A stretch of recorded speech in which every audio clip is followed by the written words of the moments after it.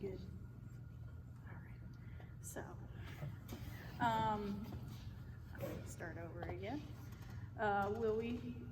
When I moved out to California, we started going to a Methodist church, and I got saved when I was 5. We went to a little Promise Builders, Building on the Promises of God, VBS themed vacation Bible school where I learned about Jesus. And that he loved me, and that he died for my sins, all that jazz that they keep to at VBS. And I really believed it, and I got saved and everything when I was that old. So, preface going into everything, I had knowledge growing up about Jesus Christ the whole time. And my mom, who was also, I would consider a baby Christian at the time, because she had just gotten saved probably maybe a year before I was born, when she met my dad and everything, and they were both saved around the same time. So we're all learning together, and we're learning Bible and all that kind of stuff. Well, I get into public school starting in, what was it? I think it was kindergarten. I cannot remember kindergarten, but my middle school or elementary school years were kind of filled with a lot of bullying because I was a tomboy. And I like to dress, t-shirt, baggy jeans. I like to play rough. I was always outside getting dirty in the mud. Mud and dirt, ants were my thing. At the time, I never really thought about it, but there was connotations from other kids, mostly from guy kids, because I would hang around a lot of the guys that they thought, of course, like, why are you hanging out with the guys? You're a girl. There's girls over there. Are you gay or something? And I'm like, no, I didn't know what that meant at the time. My mom, of course, gave me the definition answer, because at the time, gay meant you're happy. No one really used gay in that terms. That's the Oxford Dictionary definition of it, and they didn't start, I don't think, using the term gay until the last 100 years for all that stuff. But I kind of rolled it off my shoulder. I didn't think about it. I did like hanging out around girls because, as a girl, when you're growing up, you kind of identify with other girls. You're going through the same kind of changes. You're going through the same kind of hormonal imbalances and all that kind of stuff. So you kind of seek to go around people like that just so you're not feeling like you're alone, and it's kind of weird. And for me, I think that ended up turning into something that was more than what it was supposed to be, just because I had a weird, or a worldly definition of it started creeping in. I remember the first time anybody actually kind of, I guess, described me as being a lesbian would be with my babysitters and stuff like that, because I would just follow them around, because I'm like, this is an older girl, she's amazing. You kind of idolize your babysitters at some points, and because you're growing up and you're trying to figure the world out and identify with people, and it didn't really get to that point with me when I was a kid. I didn't think about it like that. I was just following people around. But however, when I got to middle school and was starting to get into that high school age range, I started getting exposed to a lot more, I would say, media surrounding homosexuality. Growing up, my mom was pretty strict about what we watched, so we didn't watch a whole lot of like Disney Channel, anything outside of maybe crime shows and stuff like that. We usually watched together.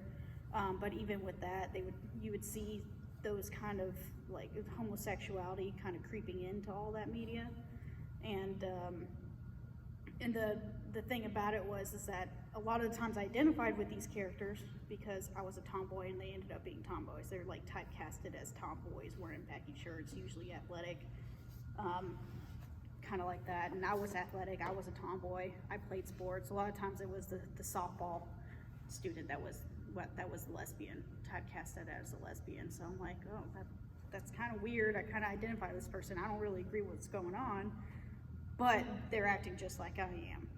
And so you kind of get that idea in your mind that, well, they're acting that way, and they're acting like I act, so am I like that, or are they like me, kind of thing. And so that was where the confusion started setting in. It was all because of TV shows that I started watching, and they usually weren't shows that I watched with my parents' permission. They were usually like, oh, I'm going to a friend's house, I'm gonna go watch a show. You don't really think about it until later. When I got into high school, that's when you start, of course, everybody's hormonal, everybody's, no one can figure out what their feelings and emotions are. They're all over the place, trying to figure out who they are. And I knew that I was, starting to get that identity mode of being a lesbian rooted as a high schooler because of the things I was watching, because of the things I read that I identified with that happened to be lesbian.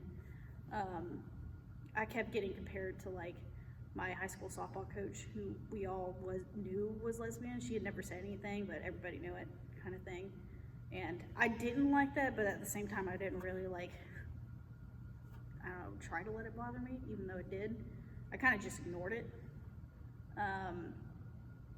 And one of the main reasons too is that, I'd grown up with the Bible. I'd grown up with my mom reading us the Bible every single morning.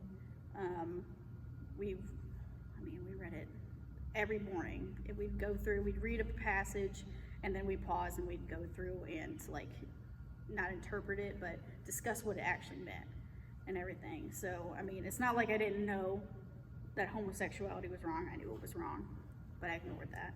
And it's not like I didn't know that it would be an issue with my walk with Christ. It was kind of just something I didn't really think about. Because I thought I was a Christian, and I don't, none of this stuff is really gonna bother me. What kind of effect is it gonna have? If I know I'm saved, then what kind of, I can't lose my salvation. But I also didn't really work on my salvation, if that makes sense. I didn't grow, I didn't mature as a Christian. We read the Bible, we knew what it meant. I didn't apply it to my life very well. I kind of just thought, okay, reading it and knowing what it means is good enough. Get to the latter part of high school, I was getting ready for college and getting ready for the military, and by the end of high school, I was pretty dead sure that I was a lesbian. I've identified with all this. I've kind of researched everything on my own. I'm kind of go in my own control zone, trying to figure everything out for myself, and that's what I'm identifying with. I didn't say anything about it because, of course, at the time, one of the things that the LGBT community encourages or teaches kids like me is that you're going to get rejected by anybody who doesn't agree with you, especially the Christian community, because you're lesbian. So you might as well not say anything, or at least stay in the closet until you can get out of there. So I didn't think my parents were going to do that. I knew my parents. My mom was very caring, and she's a very compassionate person. She's very overzealous at sometimes, but it wasn't like I knew she was going to reject me or anything. But I kept it quiet. I kind of silently admitted to myself, yeah, this is what I am. Because I fit all these colleges, I fit all these categories, and I checked all these boxes, and all these identifying factors, they all apply to me, so that's what I am. Went through, graduated from high school, went through basic training, AIT, as a closeted lesbian, kind of indulging into lifestyle. I didn't have my own computer and my own phone really until I hit military and got my own phone and my own computer from graduation. And that's when I really started diving into the whole lesbian scene. I got into lesbian forums where we talked about it all the time, and watched tons of lesbian movies, and I'm like, oh, I identify with all this stuff. And temporary feeling some kind of validation while I'm watching it, but on the inside I'm like, man, there's still something kind of missing here. I did get into pornography, which was probably the worst part of it, because they just try to suck you into all that kind of stuff. And I was sucked into everything, the movies, the pornography, literature. I tried to write literature about it, and using my skill for something that wasn't really meant for, so I never really wrote anything and published anything. I didn't publish anything, which is really good, thankfully.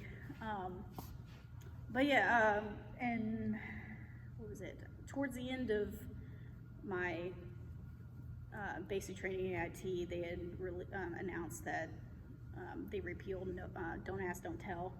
Beforehand, Don't Ask, Don't Tell meant that you don't have to tell anybody you're lesbian or gay, and no one's going to ask you, but if you do tell anybody, we're going to kick you out. Well, repealing that meant you can be openly gay in the military, and that's when I decided to come out to my parents. And that was around my 21st birthday, May 31st, that was born in 1992. May 31st, 2013 is when I came out, and I came out in a letter to my mom because I wasn't like brave enough to actually come out to her face to face. Because I thought about the rejection part of it. I'm like, they're gonna reject me. They're Christians. They're not gonna like this. But I was wrong. My mom, like the day of, we had managed to get a day or the rest of the day off from our duty training for our annual training with my National Guard unit. And she just sat me down. She's like, is this what you really believe? And I'm like, yeah, I really think I am a lesbian. I mean, I feel like this is what I am. And I mean, fits me. She's like, well, you know what the Bible says about it, right? And I'm like, yeah, I know what the Bible says, but God is love. Why would he condemn me for loving like somebody regardless of who they are? And she's like, well, that's not exactly what it means, but I mean, I'm not kicking you out or anything. I'm just letting you know I'm telling you the truth because I don't know if anybody else will. But you're still welcome here, and you know, you're still my daughter, that kind of thing. And which is thankfully probably the best thing that anybody did was first she told the truth and also didn't reject me for telling the truth. After that, it was kind of a downward spiral from then, even though it didn't seem like it probably on the outside. I started college like within that first year as well, and got into the Gay Straight Alliance group, which I quickly quit because one of the things that happened during one of those meetings was they were talking about Caitlyn Jenner, Bruce Jenner, turning into Caitlyn Jenner, which I thought was just insane. And I'm sitting there going, how can you change that? You were born a male and all that. And it kind of, the reason why I stopped going and stopped thinking about that too was like, I would kind of felt convicted and like, well, were you born a lesbian? No, you weren't, but you decided to become that. And I'm like, couldn't handle it at the time, or like think of actually handling it at the time. So I just stopped going to things that I felt conviction with. And which meant that I didn't really hang out too often with those kind of people, but I still like tried dating and everything in college, which was a bit difficult because I'm kind of, I know it doesn't seem like it, but I'm kind of antisocial. At least I was before. But I did try dating, and there was a couple girls I did talk to. One of them kind of scared me because she became like a stalker person for a little while, and then she sent me flowers to my house, and I'm like, how did you know where my house is? Like that kind of thing. And it freaked me out, freaked my parents out. Funny story, Lauren Beagle actually helped break up with this girl. She freaked out though. And my sister Mary, they both helped me break up with her. And then there was another girl that I tried talking to, and she said she was a Christian, and I was like, okay, this will work. We're both Christians. We're both gonna, we both want to be Christian and do good things and all that kind of stuff. And she ended up kind of like, I guess, just saying she was Christian, but a lot of stuff that she said and did wasn't very Christian. Like she smoked pot and got super drunk on some occasions, and it wasn't kind of the thing that I thought would be a good Christianly thing to do. And again, I got convicted because I'm like sitting here going, you're being a hypocrite because you're saying that you're judging her for smoking pot and drinking heavily, and then you're also living a lesbian lifestyle. So I kind of pushed that to the back of my mind and ignored it.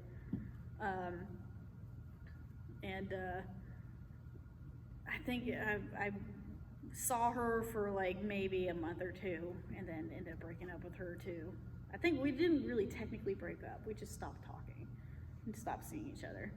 And I think that was just, at the time, I can see it as the Lord just pulling me away from that kind of stuff, because it was just, I was going towards a spiral, and she would have probably made it worse. Towards the end of dating this girl, though, I was trying to find a way to validate my lifestyle with biblical truth, and I say that with quotations because it wasn't biblical truth, but I was trying to use the Bible to help find validation, and I like to do research, and I like to like put facts and stuff behind, you know, things that I claim. And one of the things that I started doing was reading people who had done that kind of research, like Michael Vines, who claims he's a Christian, who's also gay. He claimed he did a scholarly study of words and Greek words and stuff like that, and how they're interpreted as far as homosexuality is concerned in the Bible. And I read his book, and I was like, and I have the notes for it, and as I was going through it, I'm like, I agree with all this, but at the back of my mind, I'm like, this definitely still isn't lining up. And then I would read other people's view, like a Christian's perspective on homosexuality, and kind of like, you know, write notes about how angry I was. They didn't agree with what I thought, but at the same time, I'm like, they're speaking the truth, and I'm just angry at them for speaking the truth. And because I couldn't really find a solid validation for my lifestyle, I started just going into a depression and kind of ignoring everybody. I mean, I spend a lot of time in my room playing video games still, but at the time, like, I wouldn't talk to anybody. I'd kind of just find ways to not talk to people, just so I didn't have to, you know, people didn't ask me what I was feeling. I'm sure my parents, I don't know if they knew I was depressed, but I'm sure somebody at least knew I was depressed. I know God knew I was depressed, and that was because I wasn't following the path that I should have been. But towards the middle of my junior year, it was over the summer, I remember I got to a point where I had just gone out to a party with some work friends from the movie theater, and I'd gotten in the habit of going to these parties and getting really drunk, and also smoking pot, which I had been judging the other girl for. Again, I was being a hypocrite at the time. And one particular night, I was driving home, and I was kind of drunk, and I made it to a road and all my lights and the electrical panel and everything in my car just stopped working, so it went pitch black, and I was driving down the road. It scared me to death. I ended up pulling off on the side of the road and called my parents, and they came and got me. But that moment alone scared me, and like, first off, it scared me like sober in that night. And then second, I just thought about how close I could have been to just dying that night. And probably, I mean, I knew I was saved, but I would have been like meeting Jesus and going, look at all this stuff I had planned for you, and this is what you didn't do because you going down the wrong path. And that kind of scared me. I was like, was I really ready to meet Jesus that night? That night I probably wasn't. Definitely wasn't. But since it scared me like that, I know one of the things that I started doing was I started praying again. For a long time, I wasn't praying. I wasn't reading my Bible, apart from trying to research and validate myself. I was reading it for my own means instead of reading it for God's means. So I was just getting what I wanted out of it, or what I thought I wanted out of it. But then I started actually reading my Bible and actually praying, because I was just in this bitter conflict between myself and thinking I knew what Jesus wanted for my life. You know, I was thinking he wants me to be a lesbian who reaches other people in the LGBT community and become Christian. And that wasn't what was happening at all. I mean, I wasn't reaching anybody. I was living such a grotesquely not Christian lifestyle, getting drunk and smoking pot and dating random chicks and everything like that, or girls, I don't know what anybody wants to call them now. And one night it got to a point where I just like, I was like so depressed. I was just sitting, I'm never suicidal, but I just got to a point where I'm like, what's the point? I mean, what am I doing? I'm not doing anything. I'm in school to do what? I mean, none of it was fulfilling. I always went to bed at night feeling like I was empty, not satisfied. I mean, just void of anything. It was like I would go to bed with just like I don't know, a ghost with no emotion kind of thing. It was just not, it wasn't me.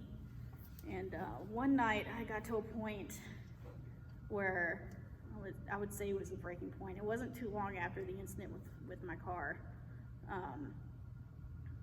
I was laying in bed. It was late at night. It was in the middle of October. It wasn't too long before the incident with my brother. And it was very, very warm in my room, like very hot in my room, but it was a very, very cold October like night. I mean, it was one of those, like, I don't know how cold it was outside, but there was no reason for it to be warm in my room because I like the cold. I like the cold room. I'm crazy like that. But yeah, I just felt really, really hot, like I was burning. And I remember lifting the sheets just to get the sheets off of me. And I was sweating really, really bad.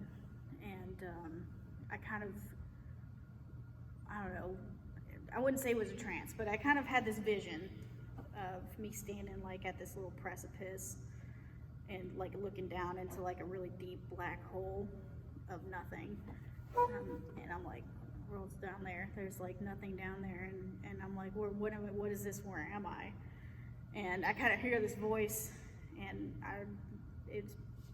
I would say it was God's voice, because otherwise none of this would have happened. But it was basically saying, you need to turn around, you're going too far. And in that moment, I was like, you know what, you're right. However, I can't do this. I can't turn around because I don't know how, like, I basically don't have the strength to, like, I can't do it by myself. And I remember just saying, I don't know, to myself and to God, like, if this is about homosexuality, I mean, can I have it or can I not? And basically, the answer is no.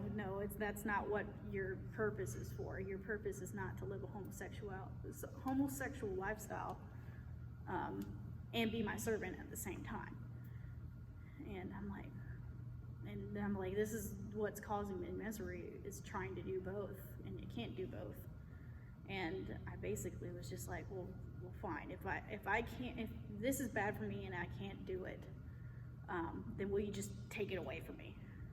And he answered that prayer pretty immediately. I know most people are like, well, steadily I moved away towards this thing. I'm like, no, that night, I remember just him taking away that desire in my heart to be like enslaved to that, and to like have the emotional connection that you think you'd have with other girls, and to, you know, believe all the lies about homosexuality and all that. And he basically took all that and just took it away in that one night. And I remember waking up that like right after it happened. So it was basically a vision type dreamish thing. And I kind of woke up, I'm like, first off, I wasn't hot anymore. I was like cool. It was cool back and cool in my room. And I'm like, did that really just happen? And then went back to sleep at peace. Beforehand, I was sleeping with terrible nightmares, and, you know, just never comfortably, never had a full night of sleep leading up to that moment. And then after that, I got a full night's sleep, and I woke up the next morning, and I'm like, no, that really did happen.